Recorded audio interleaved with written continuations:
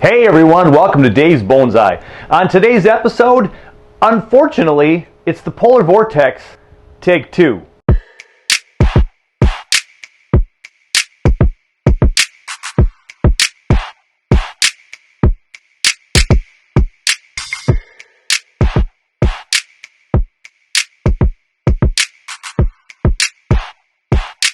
Here we are, only days from the release of my last video. I'm back in the cabin cold frame and look, yeah, it's been disturbed a little bit. 3 days after I posted the video for the Polar Vortex, and to make sure that everybody's checking their cold frames and making sure everything's operational, I woke up today, didn't hear the alarm in the night, and after I got ready for the workday, I noticed my cabin cold frame said 15 degrees. I know. 15 degrees. My power supply cut off to the cabin cold frame. And yeah, you can see the Govee of when it was sitting nice at 35 degrees for the last week. And then all of a sudden, yeah, down. Yeah. I'm not a happy camper. I came in and I moved some trees. I brought them initially in the house. I'm going to make some room in my garage cold frame. See if I can put a couple trees in there. Several of the trees that are in here are pretty much Minnesota hardy. So 1 day to the teens I hope isn't too detrimental. I got my blue spruce, tamarack. They're hardy. They're going to be just fine. But in here, my biggest baby that I'm worried about is the big maple. I hope this guy didn't have any severe root problems. It's my biggest pot, so it has the most secure amount of healing in, if you will, of warmth from just the sheer volume of the soil. But 15 degrees is 15 degrees. I got this new heater, one of those milk house type heaters, because for some reason my porcelain was shut off. My thermostat regulated heat source doesn't seem to be kicking in, because now this is off. And it should be to 35 or 40 degrees before it kicks on.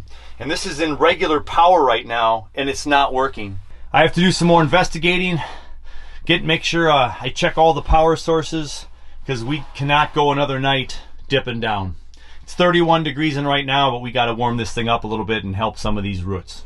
I have to say, I've been taking this relatively calmly throughout the day. Thank goodness I was able to work from home again today, so I could keep going back and out and checking my trees. I had some in the house, I rearranged the cold frames, both of them. I got some plants everywhere, trying to figure out the big problem is, why isn't the heat going on?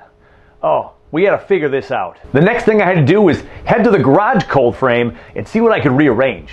I'm not completely panicking yet, because I have trees both in the cabin cold frame and the garage cold frame that are Minnesota hardy. So if I have to take them out to make more room to get some in here, that's what I'm going to do. Established enough tree, established enough root system. I hope I'll be okay. I'd rather have my more sensitive trees in the cold frame if I don't have room for everything. So we have to do some moving around.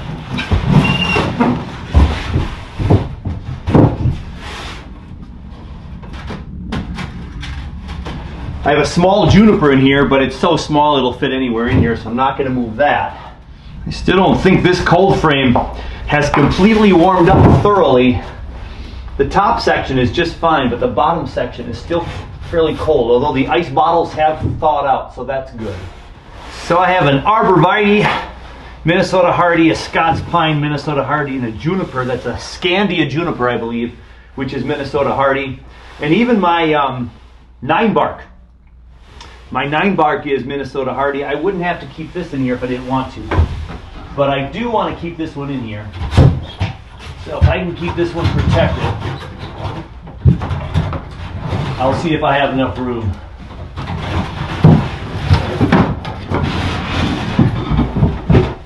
So I have room down below for some trees.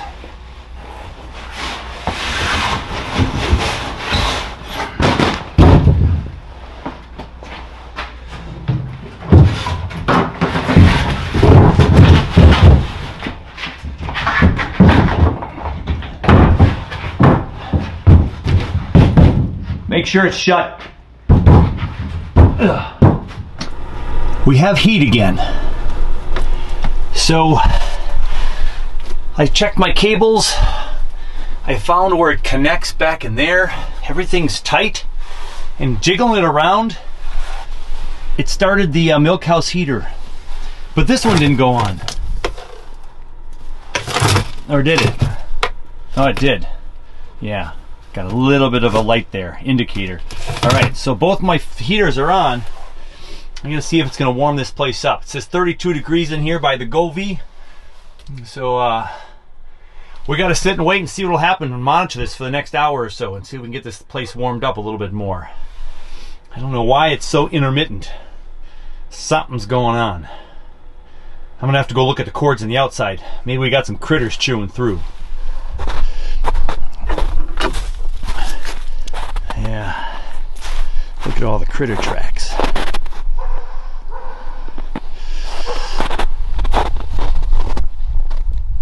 So there's the back end where the power goes in. And I've got the steel wool there protecting from the mice critters getting in there. That one's missing. That one's stuffed in there. Maybe there's someone in there chewing some stuff.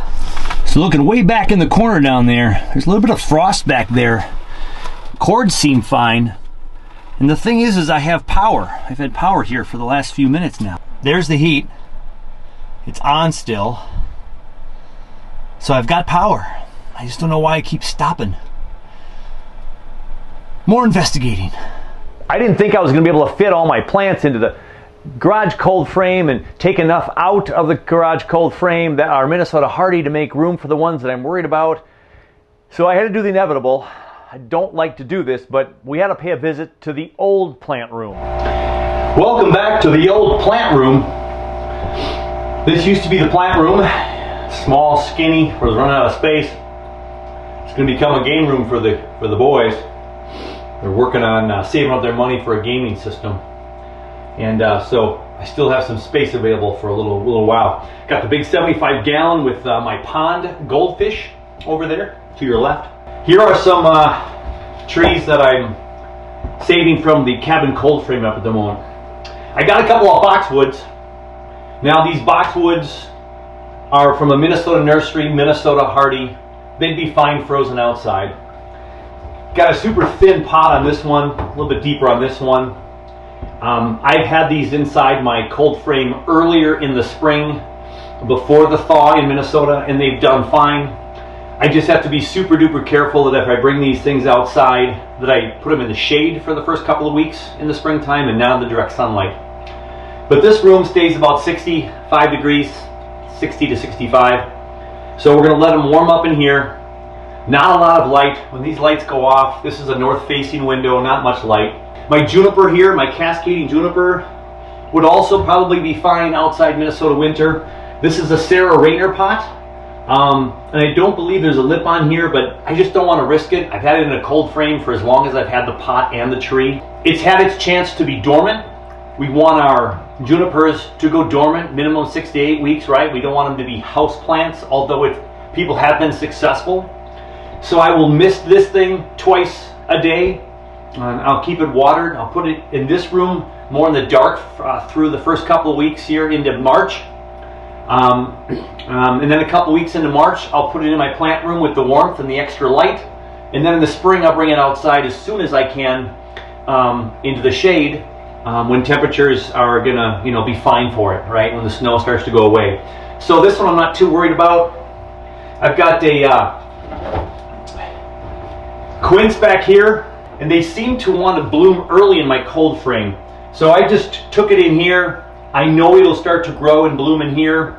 I'll keep it in here for a couple of weeks again, and then I'll bring it to the plant room, give it some more light, and then we'll bring it outside as soon as we can, but in the shade so I don't burn any leaves.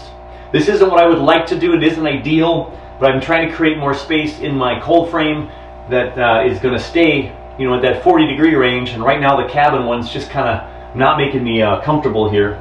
I have another willow, so I have an update with my willow project. So we'll get to that in a little while. But this is a willow that's going to thaw out here in the room. It's frozen solid from being outside. in the garage being protected from critters, but we're going to go ahead and thaw this out, and I'll tell you why a little later. I got a Sabina Juniper. So the Sabina Juniper is a new variety for me. I got it from one of the Minnesota Bonsai Society members at one of the auctions. Got a good price on this one. Started to get some nice growth towards the end of last year after I had repotted it in the spring, so I'm looking forward to what it does this year. I will probably give it a little bit of a prune before the season jumps into shape. It's got a really nice kind of crazy gnarly trunk, but I just don't know what I'm going to do with it yet. So I'll probably just let it go. Again, I'll mist the junipers, okay? I'll mist these a lot so they're kept moist, and the indoor environment won't be harsh on it. But again, they've been dormant now all winter long since November. So November, December, January, and half of February. Bringing them in early is not the best for me right now, but I'm going to go ahead and do it. And I'll take better care of them in here than an intermittent warming house that might be causing me more problems down the road. So I have a Hinoki cypress too that I don't know should be frozen, right? It's a cold frame type tree. We don't want to get these too cold. So I'm hoping that I don't have enough any damage. I'm hoping this one survives, and hopefully we get just very minimal dieback, and we'll take care of this indoors again because it's been dormant. But now I can watch it like a hawk and be protective. I'll get it into better light later on. So this is my new tray of trees and my boot tray pot that's going to be for a forest. I'm going to go ahead and get these things watered once they warm up. This one's kind of dry, and the Sabina always dries out pretty quick. And so we'll make sure that they're watered, we'll mist them, and we will hope for the best. When you have lemons, make lemonade. So I thought, as long as I had to do some rearranging, and part of it was necessity and part of it was, well, should I do this or not? I had a chance to work on a couple of trees. So first up, it's the Chinese elm. Let's take a peek at that. So I'm trying to mitigate the damage from the cabin cold frame freezing up on me for a few hours. This is my Chinese elm root over rock. And got a couple things I can do with this one so it can fit in my garage cold frame, where I know that one I've been able to maintain a little bit better with my last research. So one of the first things I noticed looking at this is this back root is not connected anymore whatsoever. This root right here. I don't know if that's gonna, be more of an aerial root. I'm gonna cut it off. So that just cleans up that side a little bit more. All of these are connected somewhere in here. This one's not connected either, is it? We can cut that one off. Kind of has this tangled up design here. Oh, this one broke off. Don't want to have any damage. Got some damage there. This could grow. I don't know if Chinese elms will send an aerial root like a tropical tree will. I'm not going to expect one there, but I've got this two roots over on this side. I got this big root coming up over here and the big main root back here with some roots going in the ground. So we still have some viable roots. So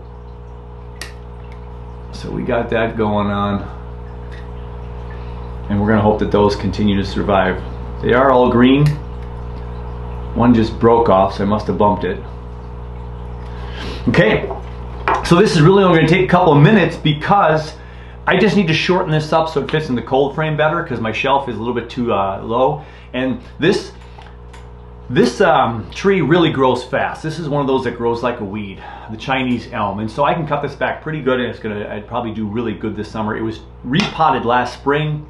So this, I never did cut it in the fall to bring it back, and you can see you got this long leggy stuff, and I could grow it all out to thicken up branches, but there's some pretty decent taper from here up to here, up to here. So really all I'm going to do is I'm going to cut all these back. I'm just going to make these shorter so it fits in the cold frame. I don't have this tree where I want it for ramification yet. I don't know how much shorter I'm going to go down with. I want it to ramify down lower. So I more than likely will be cutting this back multiple times. But just so we can get it back in the cold frame and not have it in this heat too much, I'm just cutting all these down back to where I can see at least 2 or 3 or 4 buds. So just a really quick, almost like a hedge pruning. So all these branches in here, I've got 1, 2, 3 spots where it's going to butt out. I got a lot of stuff there that's looking just fine. So no real deep thought into even directional pruning at the moment. This is just getting it shorter so it fits in the cold frame better. So right there, that I believe that's the front of the tree, or this could be the front, but I like this one better, I believe, when I planted it. So except for this goes right at the camera, so I know I have to tilt it at some point. When I repot it, it's got to be tilted a little bit more this way. Kind of comes from back, comes up here. I like how it winds around, but then this big one's in the way. But I can cut this whole branch off and make this the leader, and it keeps going this way, and then it splits off right there. So I got some options. And again, this is just to fit in the cold frame. So I'm going to see about this branch up here. This will be the tallest one up here. I'm going to go with that. We'll see if that fits into the cold frame. Got 2 branches. One's going right off that direction. We're not going to want that. So I can easily cut that.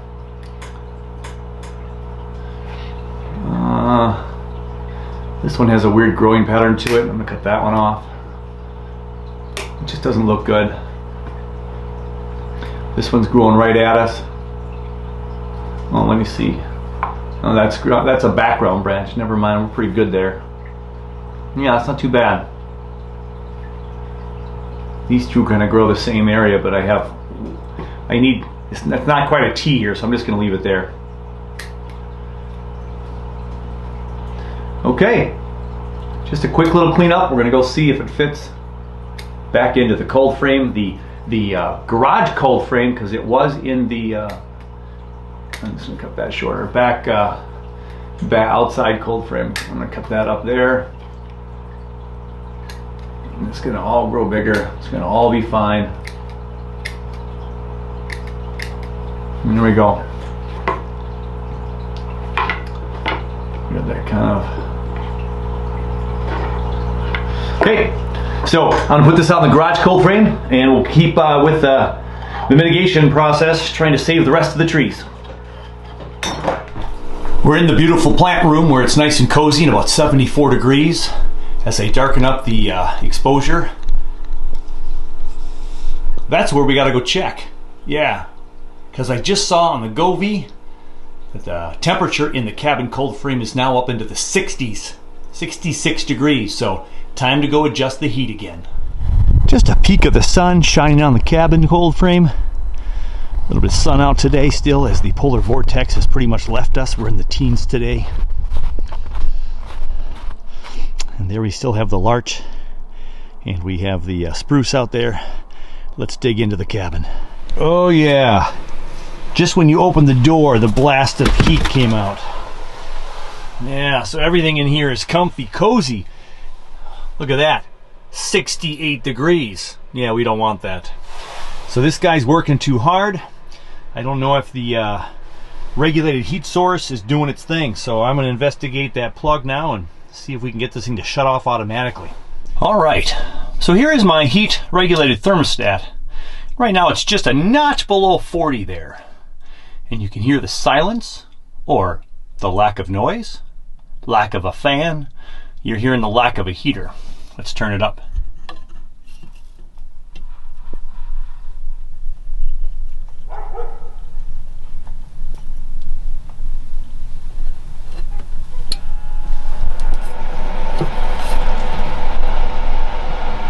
Yeah, that ain't gonna work. It didn't trip until about 78 to 80 degrees there before it turned on. Now it says it's 61 in here, so that's 20 degrees difference, which would mean I would want it at about 20 on here for it to turn on, for it to be in the 40 range. That's kind of a scary proposition. Let's put it back down to 40. Tough to do with a camera in my hand. Here we go. We're just at 40. Okay, we're at 40 there. We're gonna leave it on. I turned the little one off because it's on just this is just on a plug continuously, not on a thermostat regulated right now. So I'm gonna leave that unplugged, leave this to turn on supposedly when it's 40, and it's 60 now. So we'll see if it kicks on when the Govee says 40. All right, so the experiment continues, but it's cozy in here. The plants are probably a little bit thankful that it's not so cold anymore.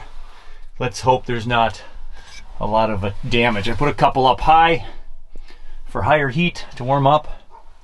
These Tony Asters I noticed last time had some buds on them, and moving these plants around again, got all these little light green buds coming in here. Yeah, so I don't know what's going to happen there, if they're going to start blooming too early. So we might be repotting those in March here in a couple weeks. All right, let's give it some time and see what happens. Now this next section is going to be one of those where I try to not talk throughout the entire piece. Well, all right, that's a complete lie. My audio was not turned on. Yeah, I didn't double check the audio. You know, if it rains, it pours, or if it polar vortexes, I don't know. Let's take a peek at this though, in some fast motion and just a couple of highlights. Basically, I have a spirea that is from the front porch area of our house. We cemented the whole area this year, so I just dug up the spirea. We put a couple in the ground, but I was able to save a couple of sections and try to make a couple of bonsai. I noticed during the first Polar Vortex video that my spirea was starting to bud out in that cold frame. And as I was trying to balance the heat, I warmed it up and did all of that for a couple of days. And I went to check it today now, and the shoots are even longer. So they're going to keep growing. They're going to be, so I don't want long, leggy shoots. So I decided to repot, right? So I repotted, I put it into a smaller pot, gave it a little bit of water. I didn't really trim that much out of it. And now it's going to be in my plant room, and we'll just have to take care of it in here and make sure that when I take it out in the spring, I can't say this enough, I got to put it out in the shade and have a nice slow transition into the outside world again. So that is the spirea, a quick repot. Yeah, did I make lemonade from a lemon, or did I do something too early? But I needed room in the cold frame, so that's what we ended up doing. Now throughout the day I was checking the cabin cold frame, and it wasn't seeming to drop in temperature as much, even when the sun went down, and it's only about 15, 16, 17 degrees outside. So why was the cold frame holding its heat so much? Was that heater going on and off, even though when I turned that dial it didn't trip till 80? I put it back down to 40. So I reset the alarm on my Govee. So the Govee at last check was about 42 degrees. So the temperature about 42 degrees, and I can show you too the last couple of hours of the day from about 2:30ish, 3 or 3:34ish, until about 7 p.m. In that 3 to 4 hour time frame, you can see the pattern of the Govee going slowly down, then up again a little bit, then down. So I'm not sure if that heater's kicking on and off. So when it goes down below 40, I'm going to go out there and see if it's kicked on and the heat starts to work again. And if it doesn't, I'm going to have to keep track of my Govee for several hours tonight before I go to bed, and I'm going to be a little nervous. I might even set my alarm tonight for about 1, 2 o'clock in the morning, and just to look at my phone and go, okay, yeah. Well, there you have it, everyone. Another edition of Dave's Bonsai. Not the kind that I want to make, right? My mind was everywhere. I had to do some work. I was looking at the trees. I was making the video. I probably shouldn't have made the video, but it kind of took me away from worrying about the trees and then the work, and well, yeah, there you have it. We're going to have to keep checking that cold frame, and I have to take my own words of wisdom, and I'm really going to have to be vigilant this weekend to make sure that that cold frame doesn't go into disastrous zone. I've put a few trees back in. I've got the old plant room storing a few trees for the moment. I got the new one over here, the spirea. What can I do? Hey everybody, take care of yourself, and boy, take care of those bonsai, and we'll catch you on the next episode. Hopefully a positive update for you. All right, take care.